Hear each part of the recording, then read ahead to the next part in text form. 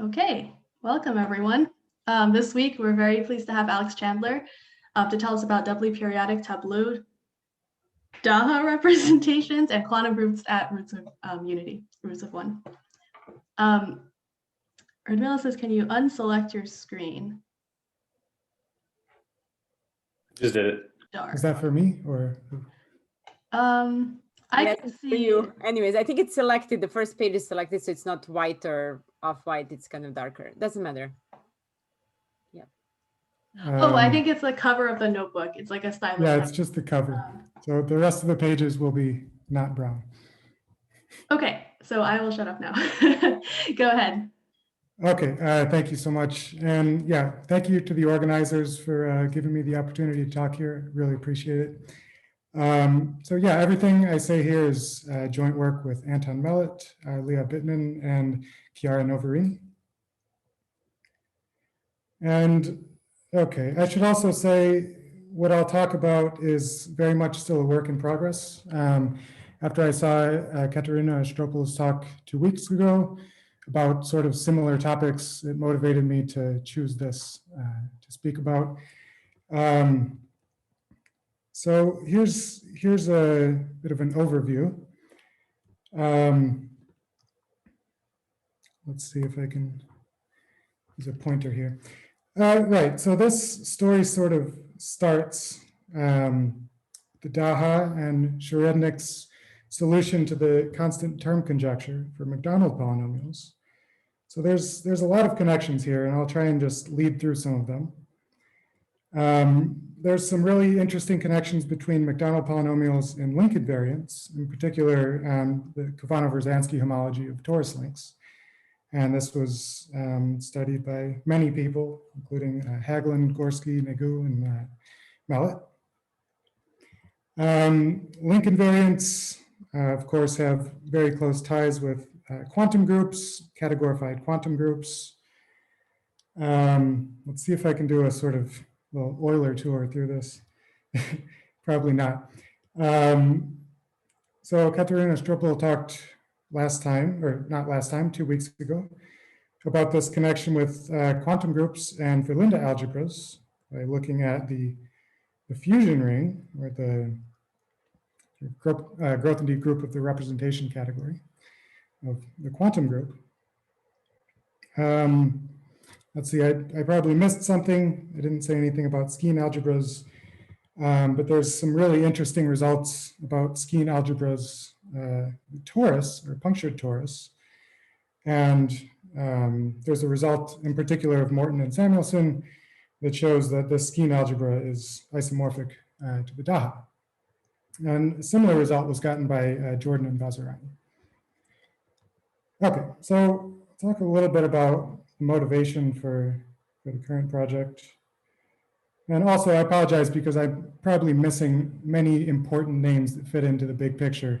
It's sort of impossible not to talk about this without offending somebody, so sorry. I tried to at least point out the things that are most relevant here. Okay, so a little bit of motivation. So the 2018 paper of Jordan and Vazirani, so they constructed a Daha action on this vector space, which is spanned by fillings of a infinite strip in the plane. Fillings which are standard in the sense that they increase as you go to the right or downward, and also periodic in that every time you translate by, say, let's think of this little rectangle here as the fundamental domain, and every time we sort of translate, we're increasing every entry by some fixed amount. The fixed amount is just the product of the width of the fundamental domain and the height of the rectangle. Okay, and one of the main results that they show is that this Daha action is actually equivalent to a Daha action on some intertwiners for the quantum group, for the SLN quantum group. So this is the first sort of motivation for what we want to do. However, this is the quantum group away from roots of unity. So keep that in mind that Q has to be generic here. It can't be a root of unity. And in this intertwiner, or in this morphism space for the quantum group, D is going to represent this determinant representation. V is the defining representation. And when I write lambda, this is the irreducible corresponding to the partition lambda. And I'll hopefully explain these things better when I actually get into the body of the talk. Sorry, is that a little, is the M on the tensor product there? It looks like an N, I couldn't quite read it. Is it V tensor M? V tensor N. Okay. Are you asking if it's, oh, right, what is N? Good question. Maybe it should be an M. Yeah, sorry about that. Maybe I can change it. Okay, thank you. Okay, so more motivation. There's a similar sort of result by Suzuki and Vazirani. And actually, I wrote down the year for the other one. I think this one is 2004. Ooh. Okay, hopefully this isn't a problem. I'm having some lag when I'm writing. Okay, 2004. So they have a similar result. Instead of looking at Tableaux on an infinite strip, they look at these infinite skew shapes. Okay, and what they show is that there's a Daha action on the vector space generated by these infinite skew shapes. So we have sort of two infinite repeating lattice paths, and in between them, some standard filling, which is repeating in some certain way. They define a Daha action on this vector space, and they show that all X semi-simple Daha representations are of this form. Okay, I'm missing a huge amount of details when I'm saying this, but I'll explain things better once I get into it. And the goal here is to sort of develop a similar theory, which mirrors both of these, but works for quantum groups at roots of unity. Okay.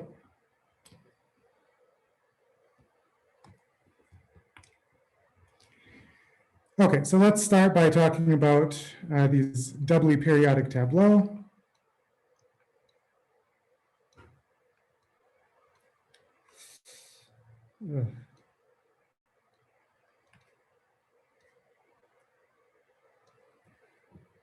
Okay, for some reason my computer cannot handle me writing right now. Let's see if this gets better. I'd have to just write extremely slowly.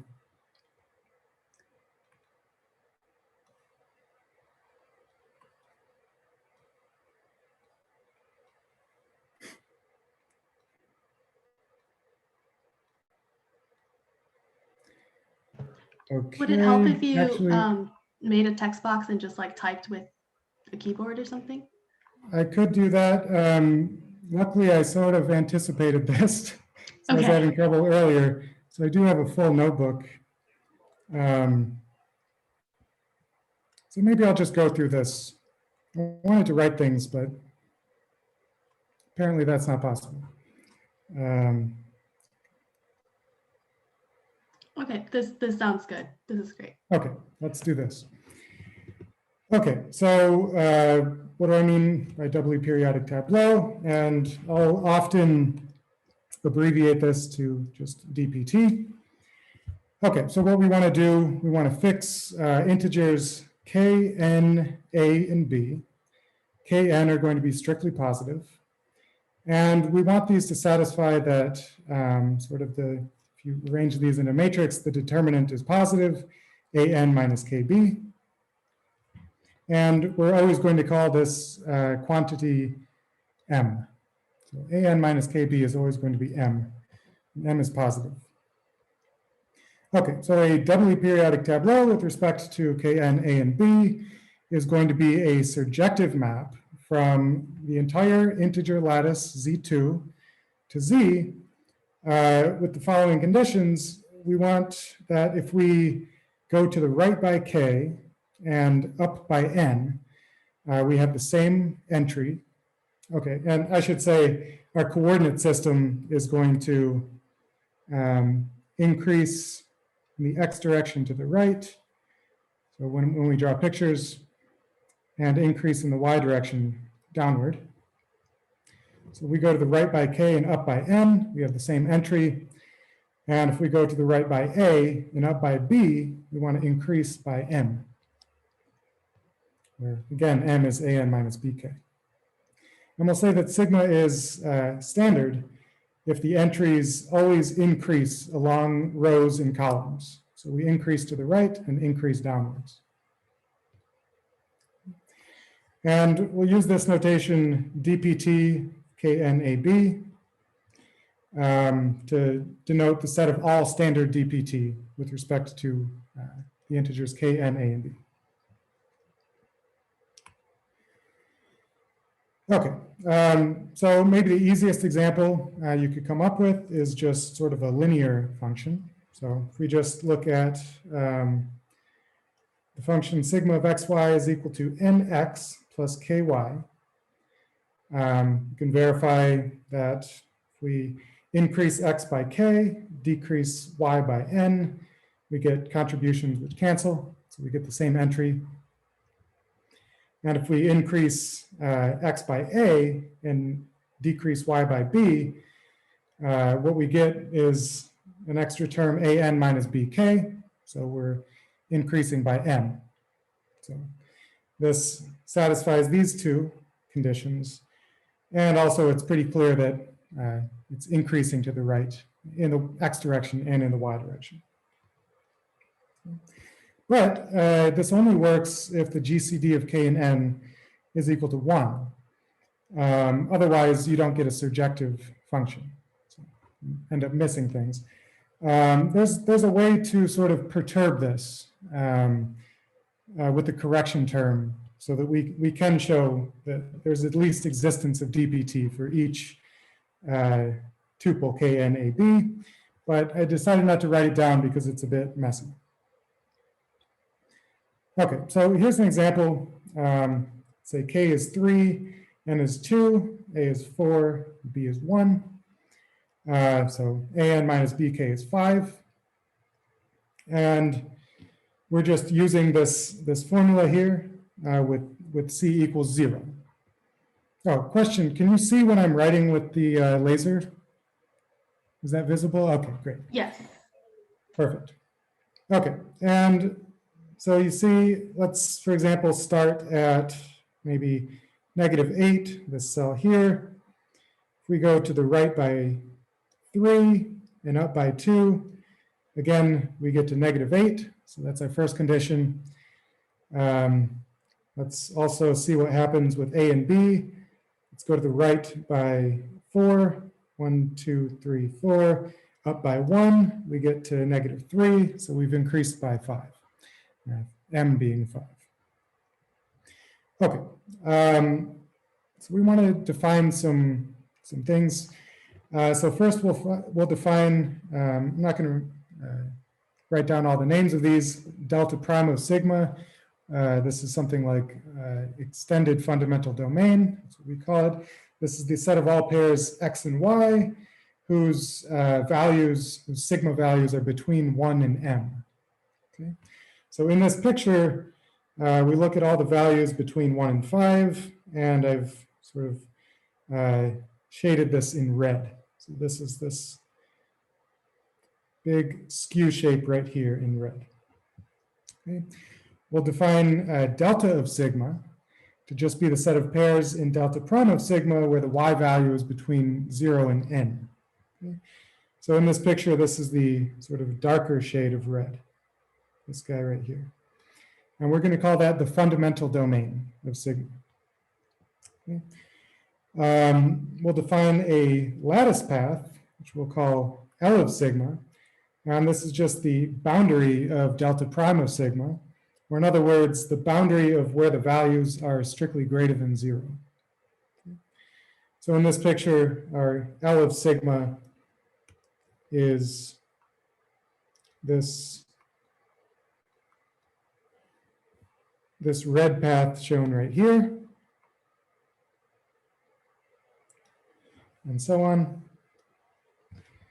We'll define a partition lambda of sigma to just be the sort of boundary of the fundamental domain, or in other words, you just take the x values of the left boundary of the fundamental domain. So in this case, I'm not writing down everything precisely because, or maybe with all notation, because that would take maybe too much time. But by example, our lambda in this case would be 1, -1. So notice that our L, our lattice path here, is k minus n periodic, meaning that if we take the entire lattice path and shift to the right by k and up by n, we get, again, the same lattice path. And actually what that tells us in terms of the partition lambda is that if you take the first part and subtract the last part, that's always bounded below, or I'm sorry, bounded above by k. And okay, if you're familiar with quantum groups, the fundamental alcove for the quantum group looks a lot like what's happening here. So actually, we'll use this notation AKN, as they use for quantum groups, to denote the set of all partitions of length n, so that the first part minus the last part is less than or equal to k.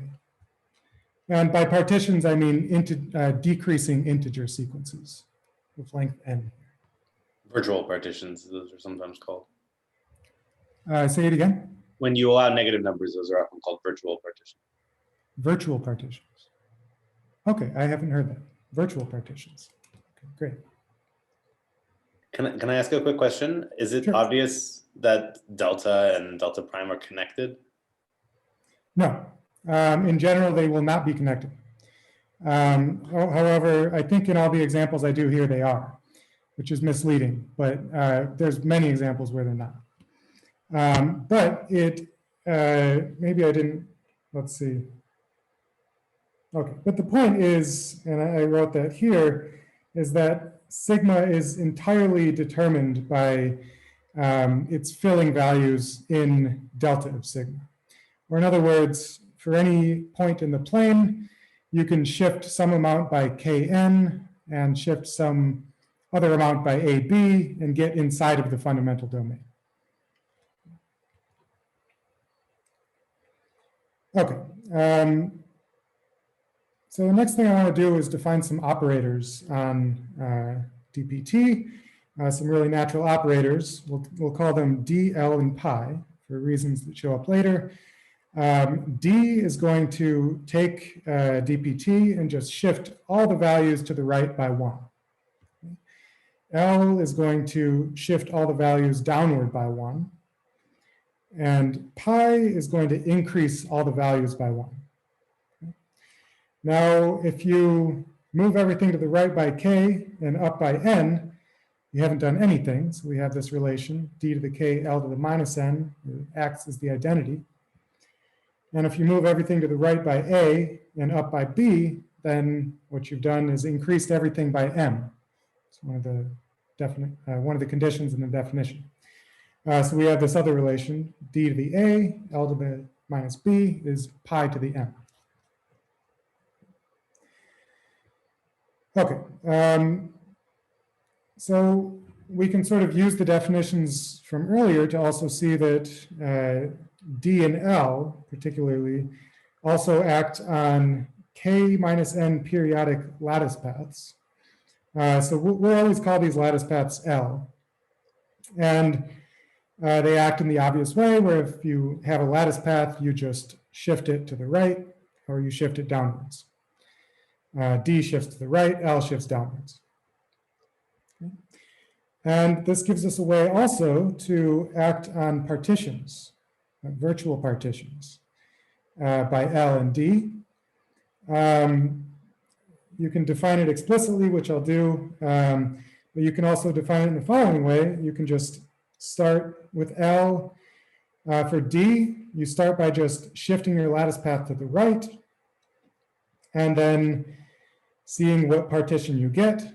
After doing that, you define that to be D acting on the partition.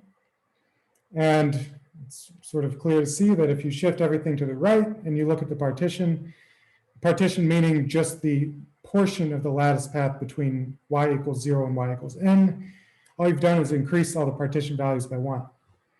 So explicitly, D acting on a virtual partition just increases all the values by 1. L is a little bit more complicated. Let's say you have a lattice path and you shift everything down by 1. Then by periodicity, what you're doing is you're just sort of taking the last part of the partition, putting it to the start, and increasing that part by k. Okay? So this is how L acts on partitions. It just increases, it takes the last value to the start, sort of cyclically permutes the partition, and then increases by k, the first part. And notice that these both stay again in the fundamental alcove. So again, the first part minus the last part is still less than or equal to k.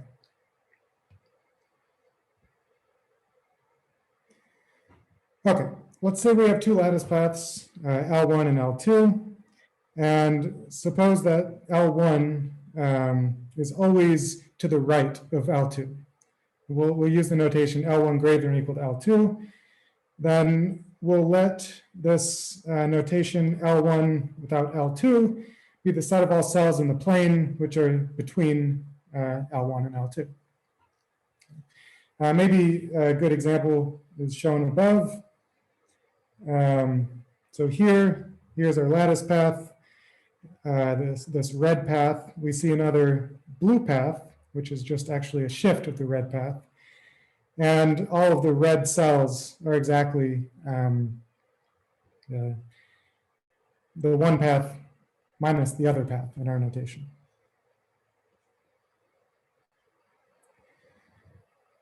Okay, similarly for partitions, we can define lambda 1 without lambda 2, and we get a nice skew shape there. This is just all the cells between lambda 1 and lambda 2. Okay, so let's take a partition in our fundamental alcove, and let's assume that if we apply d to the a, l to the minus b, we get something which lies strictly to the right. Okay? Turns out these are the only partitions that we're going to be interested in. In this case, what we'll do is we'll define the fundamental domain for that partition, so delta of lambda, as d to the a, l to the minus b, lambda without lambda. So gives us a nice skew shape. And notice that if we just take a fundamental domain for the dpt, that's the same thing as taking the fundamental domain for the lambda of that dpt. We've defined it in that way. And we can also define delta prime of lambda to just be, you just take this fundamental domain for lambda and extend it periodically in the k minus n direction. So we get delta prime of lambda, which is an infinite skew shape.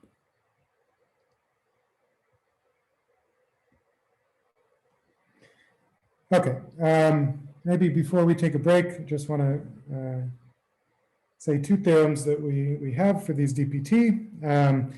So the first might be expected that if you take a dpt sigma and you send it to the pair lambda of sigma, delta of sigma.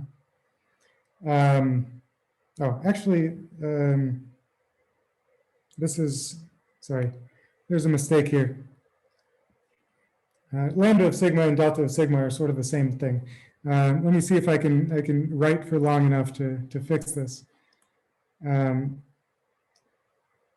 This should be sigma restricted to delta of sigma.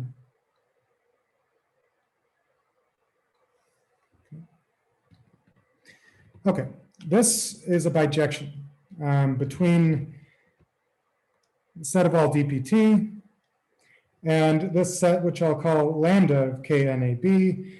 Lambda of KNAB consists of all pairs lambda sigma, where lambda is in the fundamental alcove, d to the a, l to the minus b lambda lies to the right of lambda, and sigma is a standard filling of the fundamental domain for lambda, which extends to a standard filling of the extended fundamental domain. And not all standard fillings are going to do this.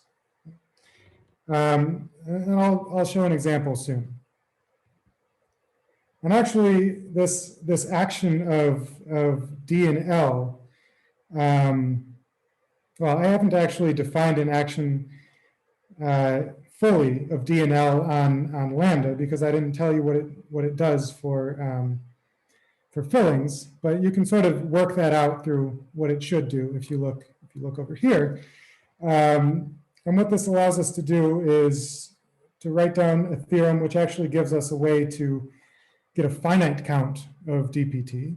So if you just look at the set of all dpt, there's of course infinitely many of them, because you can just keep acting by pi, for example. But this gives us an actual finite count. If you mod out by the action of D and L, then this is in bijection with the set of all pairs lambda sigma in this set capital lambda I just described. And now that we're allowing ourselves to shift by D and L, we can demand that the last part of the partition is 0. And we can also demand that the filling assigns a 1 in the first row of the fundamental domain for lambda. Okay. Yeah, maybe now would be a good stopping point, and I can do the example when we come back, or after some questions.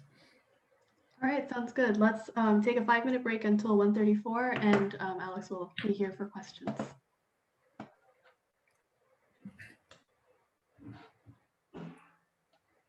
Maybe I'll pause the recording too. Okay. Go ahead. Okay, I'll erase this. And maybe you've already read the example, but here it is.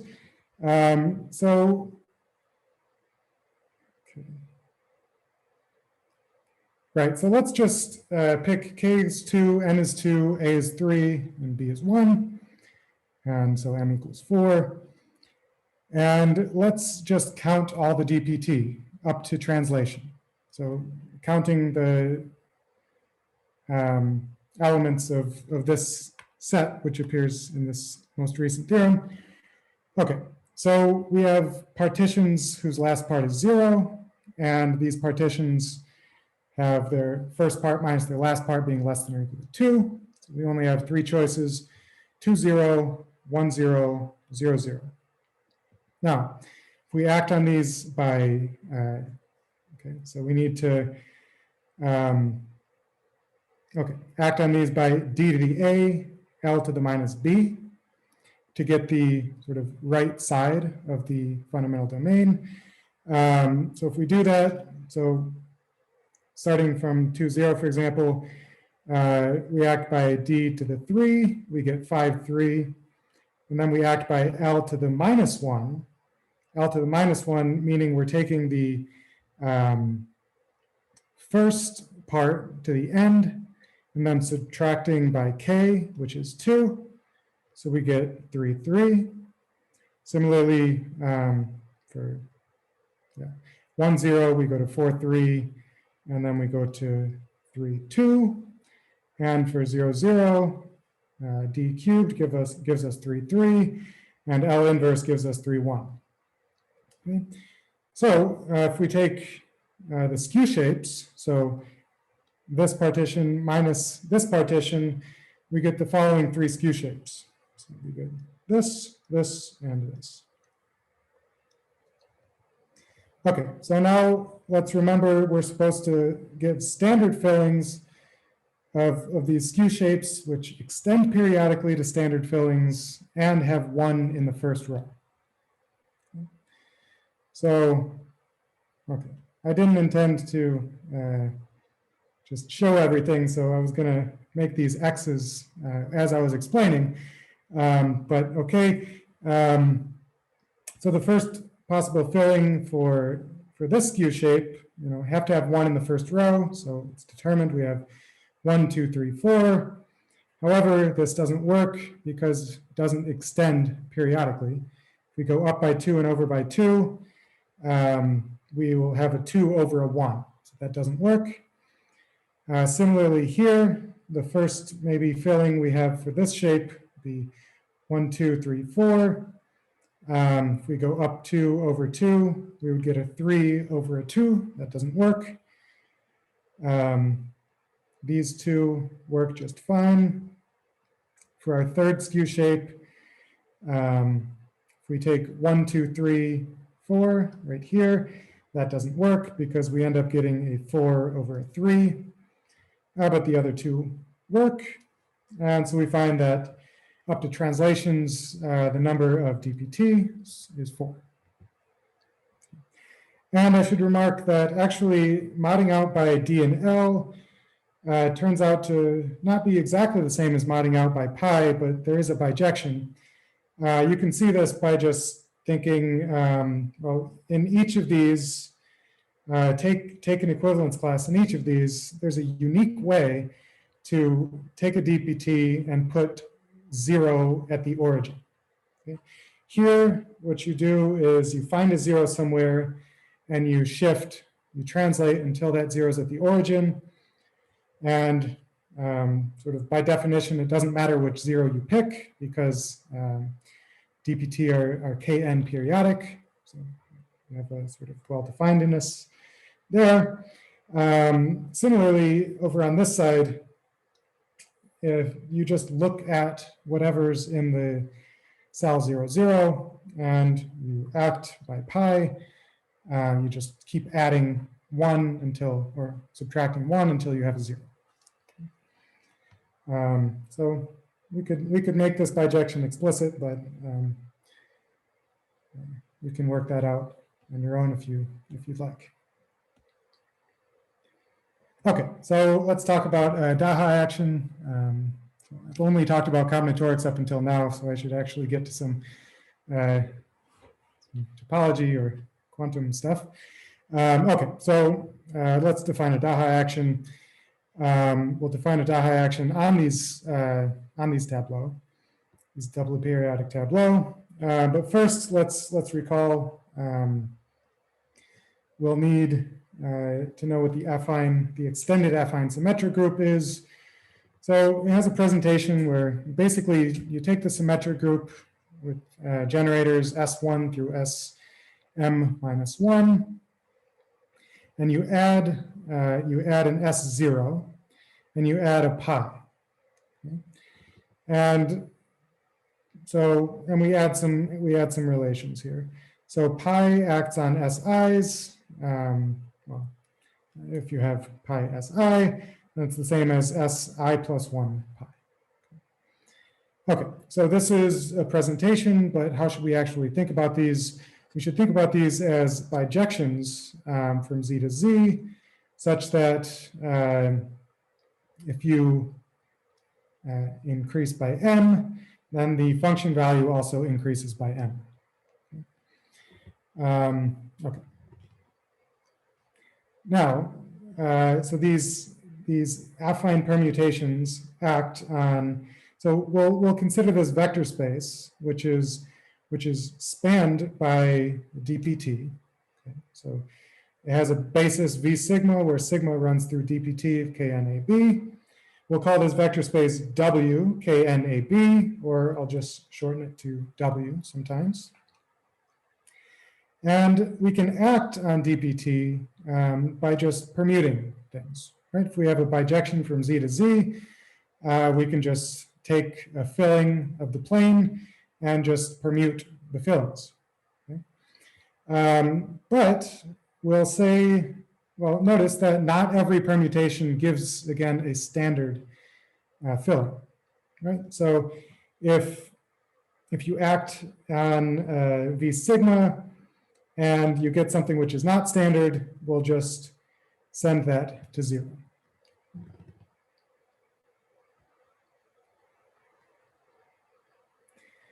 Okay, so now let's recall the...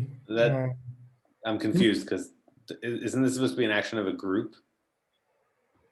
Action of a group. Like, are you allowed to send things to 0 when you're having a group act on something? Shouldn't it act by an invertible morphism? Maybe I shouldn't be calling it an action, but basically what I'm doing is I'm defining for f, yeah, good point. For f in the extended affine symmetric group, I'm just defining f sigma, or f.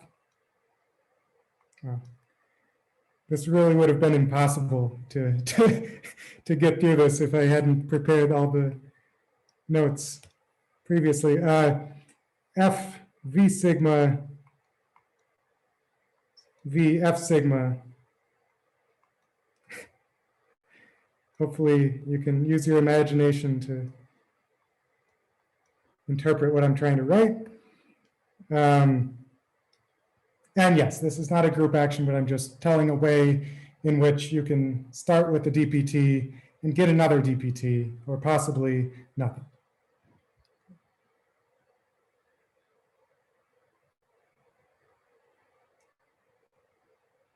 Okay. So let's recall or learn for the first time the definition of the doubly affine Hecke algebra. I'll zoom in a little bit. So we'll call this H dot dot Qt M. This is the GLM double affine Hecke algebra. And we're defining this over C adjoined Q, Q inverse, T, T inverse. So this is generated by symbols T0 through Tm minus 1, pi plus minus 1, and x1 through xm plus minus 1. And we have a bunch of relations. We have the Hecke relations, we have braid relations, we have the far commutativity, and we have some interactions with t's and x's. So if we look at txt, well, ti, xi, ti, this has the effect of increasing the index on x by 1, multiplying by q. Similarly, maybe won't spend too much time going through all of these. You have tixj's, xjti, as long as j is not equal to I or I plus 1. If you conjugate xi by the pi, you just get xi plus 1. And if you conjugate ti's by pi, you get ti plus 1, except in the case of sort of xm and tm minus 1, where you sort of wrap around. For xm, we're going to get a factor of t inverse when we conjugate by pi, and x1. And for tm minus 1, conjugate by pi, we just get to t0. And we have the xi's and xj's commuted.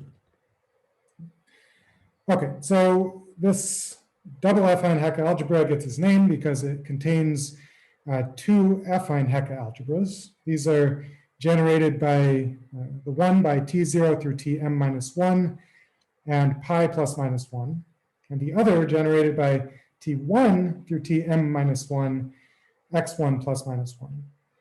And actually, we could throw all the other xi's in here, but we don't need to because of this relation 4, where we can increase the index on x by acting by t's. Okay, so how is our action going to work? So first, we're going to let Q0 be a primitive k plus nth root of unity, and we'll let T0 be Q to the minus A minus B. Again, we have our Kn, A, and B as we defined from the start. Okay, let's let sigma be a dpt, and let's let I be an integer, and we'll define W sigma of I to be Q0 to the x minus y, where sigma of xy is equal to I. Okay? So this x minus y you might think of as like the content of I in sigma. It's sort of the diagonal that I lies on. We're choosing Q0 to be a k plus nth root of unity so that this is well defined, because I might appear in many different places, but if you have I in two different places in your dpt, then they're connected by going to the right by k and up by n some number of times. Okay, so we'll define Qi to be W sigma of I divided by W sigma of I plus 1. So it's sort of Q0 to the content of I minus the content of I plus 1. And note that this is never going to be equal to 1, because I and I plus 1 can never be on the same diagonal. This would sort of, there's not enough room, sort of, if, maybe I can draw a picture. If you had I and I plus 1 on the same diagonal, well, we have a standard filling. So what could possibly go in between these cells? If I is here, I plus 1 is here, it's not possible. Okay. So keep in mind that Qi is never equal to 1. Okay, so we'll define an action of our doubly affine Hecke algebra on our vector space W. Remember, W is spanned by the dpt. We'll say that, say, a polynomial in Q and T acts on V sigma by evaluation to Q0, T0. Xi acts on V sigma by multiplication by this Q to the content, this W sigma of I. Pi acts on V sigma as V pi sigma. Remember, pi acts on dpt as we described earlier by just increasing all the values by 1. And Ti acts on V sigma by this formula involving Qi's. We have negative 1 minus Q over 1 minus capital Qi V sigma plus 1 minus capital Qi over 1 minus Qi V Si sigma. And remember, if Si can't act on sigma, then, oops, thought I had my laser.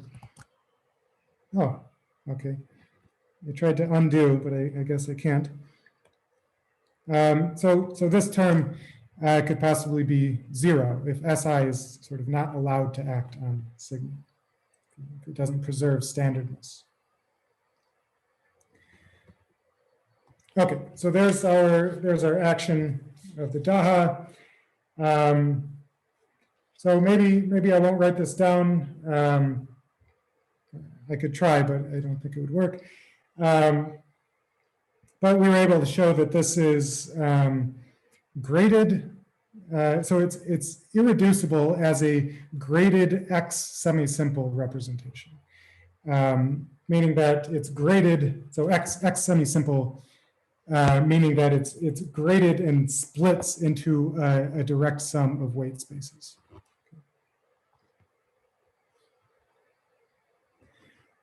Okay. Sorry, so Q and T and Q0, T0 are the same thing, right? What's the difference between Q and Q0? Q is just a formal variable in the Daha. Q0 is k plus nth root of unity. I see. So you specialize Q to Q0, basically. When you act, you specialize. That's right. Mm-hmm. But this specialization, sir, it depends only on K plus N and A plus B. but like your basis depends on actual Kn, A, and B. Yes, that's right. Can I ask, so you said Q is not equal to 1, but because things aren't on the same diagonal, but they don't have to be in the same diagonal. They could be off by K plus N and still get the same answer. Yes, the idea is that if they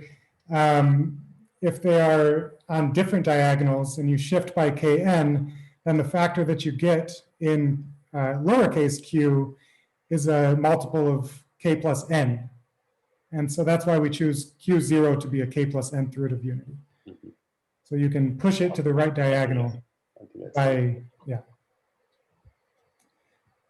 Right, it would be on another diagonal. Okay, and the second question is it obvious? I mean, if the answer to this is too long, don't answer, tell me later. But there's this other lattice in the Daha coming from the T affine Hecke algebra. Like the copy generated by T. Is it obvious?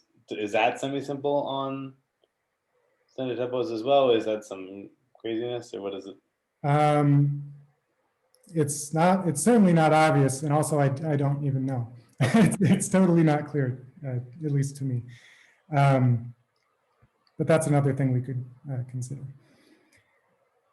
Okay. So I have. Do we end at 8 p.m. my time, or what time do we end? On the hour is fine. Okay. So 6 more minutes.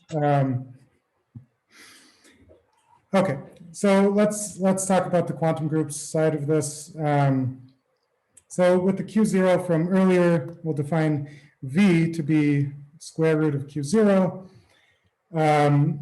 Okay, so let's look at the, maybe I didn't write this, but the fusion category, CV.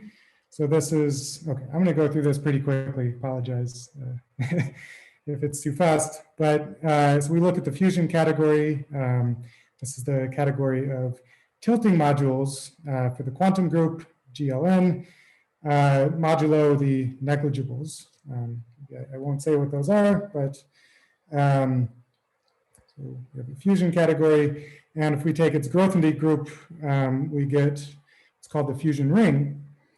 And without saying what things are, I'll just say that the fusion ring has a combinatorial description where it has a basis,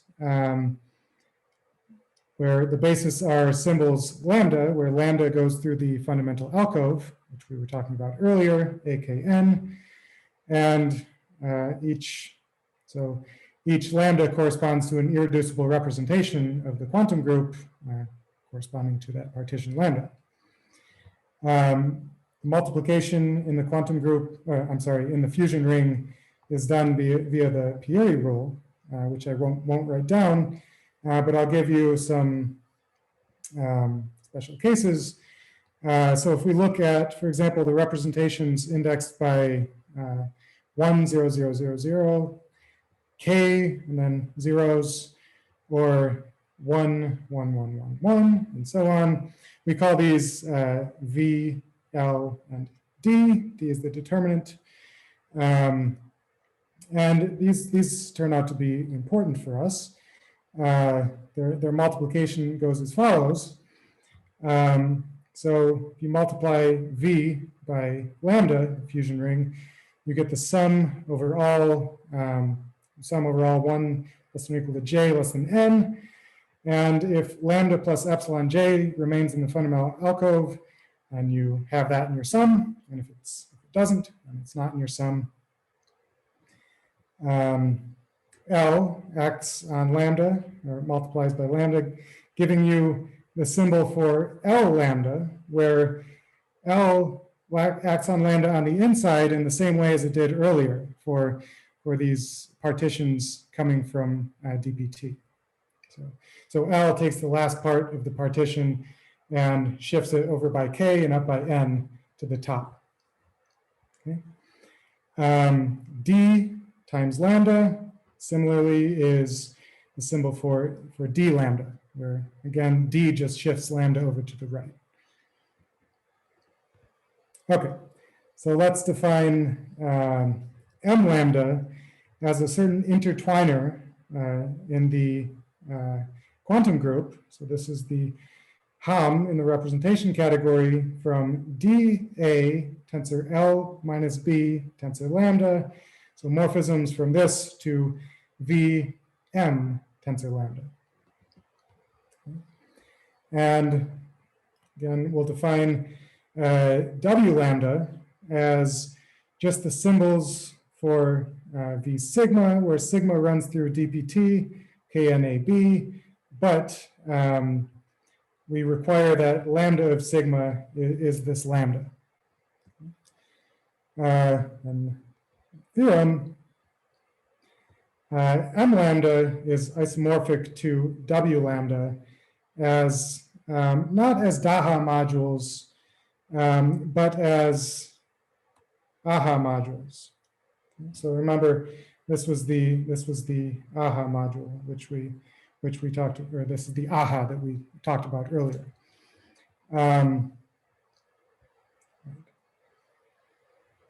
So the idea for the proof here, and I definitely won't have time to say much, but the idea for the proof is that, okay, so the representation ring for the quantum group is a ribbon category. So these morphisms have these sort of ribbon diagrams. So if we look at a morphism, maybe I'm sort of drawing the wrong picture here. Let's see.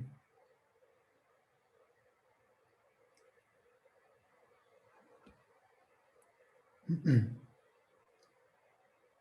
think I have the wrong picture here, but the idea is that you want to define your TIs to act on the bottom of these diagrams as just braid moves on the strands I and I+1, and we want to define X1 as just taking the last strand here and wrapping around the strand for lambda. And we can sort of go through all of the axioms for the AHA and show that these satisfy all the same relations. Okay, I think I'm out of time, so I should stop here. Thank you. Let's give Alex a hand. All right, are there any questions?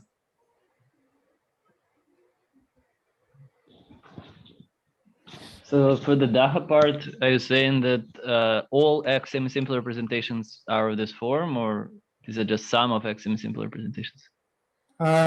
So this is maybe what we'd like to conjecture. It's not something we've proven yet. But yes, we at least are thinking that this should be true. It's an analogous situation to a result of Suzuki and Vazirani.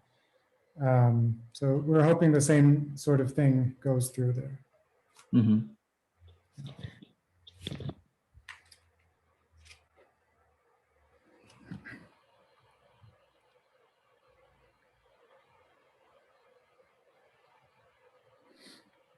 Do you have any vague ideas for how to categorize this statement? Which statement? The theorem. The final theorem. Or perhaps just how to categorize the representation. Right, I don't. That would be awesome though. That would be a very cool thing to do. Yeah, like I said, this is a sort of something we started working on very recently. I was almost hesitant to talk about it today because, yeah, it's recent work, but yeah, but this is what we have so far anyway.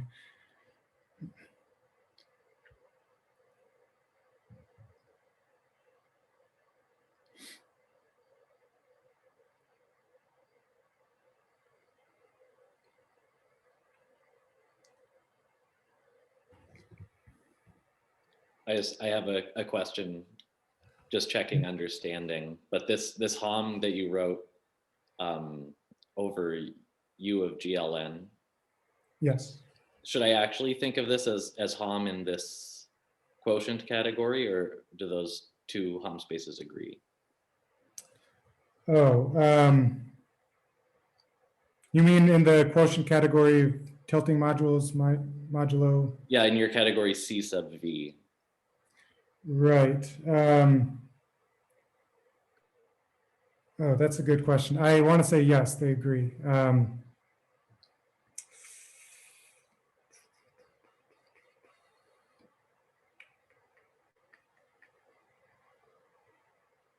Yeah, because we're thinking about these diagrammatically, and this,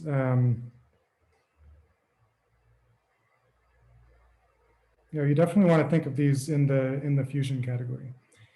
I don't know, maybe if anybody can say the correct answer here. But yeah, I want to say yes.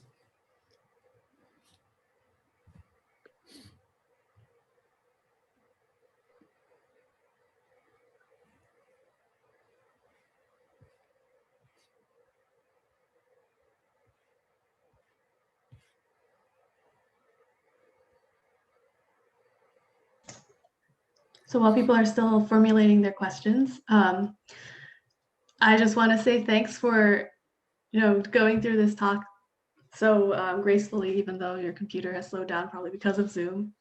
Let's give Alex another round of applause, and then I'll turn off the recording.